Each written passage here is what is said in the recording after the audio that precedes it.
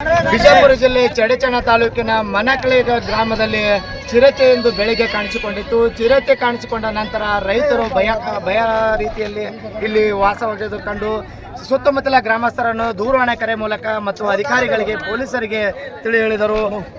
ಕೆಲವೇ ಗಂಟೆಗಳಲ್ಲಿ ಸಾವಿರಾರು ಜನರು ಕೂಡಿ ಈ ಮಣಕಲಿಗೆ ಕೆರೆ ಹತ್ತಿರ ಯಾವ ತೋಟದ ಹೆಸರು ಜಕ್ಕಪ್ಪ ಉಟ್ಟಿಗೆ ಅವರ ಹೊಲದಲ್ಲಿ ಇದು ಕಾಣಿಸಿಕೊಂಡಿತ್ತು.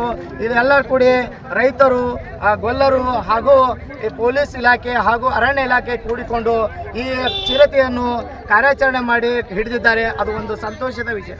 ಅದೇ ರೀತಿಯಾಗಿ ರೈತರು ಕೂಡ ಈ ಚಿರತೆಯನ್ನು ಹಿಡಿಯಲು ಶ್ರಮಿಸಿರುವ ಹಲಸಂಗಿ ಮತ್ತು ಬರಡೋಲ ಗ್ರಾಮದ ಈ ಗೊಲ್ಲರ ಸಮಾಜದ ಎಲ್ಲ ಯುವಕರು ಸುಮಾರು 50 ಜನಕ್ಕಿಂತ ಹೆಚ್ಚು ಯುವಕರು ಇಲ್ಲಿ ಕಾರ್ಯಾಚರಣೆಯಲ್ಲಿ ತೊಡಗಿದ್ದರು.